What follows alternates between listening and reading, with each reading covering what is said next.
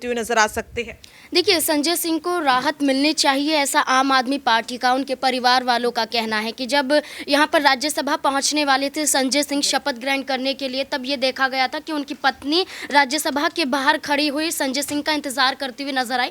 लेकिन संजय सिंह वहाँ पर नहीं पहुँच पाए क्योंकि यहाँ पर मना कर दिया गया, वापस उन्हें तिहाड़ जेल में भेज दिया गया। तो ये कोशिशें की जा रही हैं सरकारी एजेंसियों द्वारा, ये कोशिश की जा रही है भारतीय जनता पार्टी द्वारा कि आम आदमी पार्टी के जो भी नेता जेल पहुँच चुके हैं, चाहे शराब घोटाले के जरिए पहुंचे हैं, चाहे मनी लॉन्ड्रिंग मामले के जरिए पहुंचे हैं, वो वापस जेल से बाहर ना आ सके। उनका राजनीति की बात करें, उनकी राजनीतिक सफर की, तो वो वहीं खत्म हो जाए। ये कोशिशें मनीष सिसोदिया, सत्येंद्र जैन को लेकर की गई थी और आज देखिए कि सत्येंद्र जैन अंतरिम जमानत पर बेशक बाहर हैं, लेकिन वो वाली बात यहाँ पर नजर नहीं आती। राजनीति से जुड़े हुए नहीं है, कोई बयानबाजी करते हुए नजर नहीं आते, उनका स्वास्थ्य वैसे ही ठीक नहीं है। मनीष सिसोदिया सिर्फ और सिर्फ याचिका दाखिल करते हुए नजर आते हैं तो अपनी बीमार पत्नी को लेकर करते हैं। तो अब एक बार हफ्ते में मिलने की इजाजत मिल गई है बेशक, लेकिन फिर भी मनीष सिसोदिया को वो राहत नहीं मिली है। शराब घोटाले में अभी भी फंसे हुए हैं और उसी घोटाले में संजय सिंह फंसे हुए हैं। बार बार जमानत याचिका दाखिल करते हुए नजर आते हैं, खारिज कर दी जाती है। तो जहां तक लगता है कि अभी भी संजय सिंह को राहत मिलती हुई नजर नहीं आई। अच्छा नाजमीन, यहाँ पर सौरभ भारद्वाज ने कहा था कि ये जो पूरा खेल है ईडी सीबीआई का, वो सिर्फ और सिर्फ लोकसभा चुनाव तक है।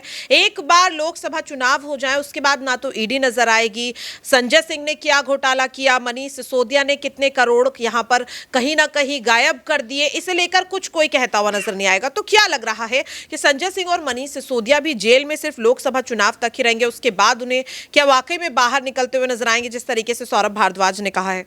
देखिए बिल्कुल, क्योंकि जब 5 राज्यों में विधानसभा चुनाव हुआ था तो वहाँ भी ईडी सीबीआई भ्रष्टाचार के मामले में छत्तीसगढ़ के मुख्यमंत्री जो रहे थे भूपेश बघेल, उनके खिलाफ छत्तीसगढ़ पहुँचती हुई नजर आई थी, राजस्थान पहुँचा जाता है। तो ये कहा जाता है कि सर जब चुनाव आते हैं, चुनाव के माहौल के तहत विपक्षी पार्टियों पर शिकंजा कसने के लिए, ताकि ये दिखाया जा सके कि ये पार्टियाँ ईमानदार नहीं हैं, जनता इन पर भरोसा ना कर सके, कहीं ना कहीं ये कोशिश की जाती है। अब दिल्ली में वैसे ही भारतीय जनता पार्टी का दबदबा देखा नहीं जाता है, सिर्फ पुलिस प्रशासन, कानून व्यवस्था उनके अंडर नजर आती है। उन्हें यह डर सताया हुआ है कि लोकसभा चुनाव के बाद फिर से दिल्ली में विधानसभा चुनाव होंगे, कहीं उनके हाथों से वो कानून व्यवस्था भी ना छिनती हुई नजर आए लोकसभा चुनाव को देखते हुए। तो ये कोशिशें की जा रही हैं अभी से कि यहाँ पर आम आदमी पार्टी को इस कदर तोड़ दिया जाए कि एक भी ऐसा नेता उनका ना बचे जो एक बड़े चेहरे के रूप में देखा जा सके। तो ये कोशिशें की जा रही है और चुनाव के दौरान ही की जाती है। चुनाव के दौरान इससे पहले भी दिल्ली में दंगे करवाए गए थे, तो ये सारा माहौल बिगाड़ा जाता है।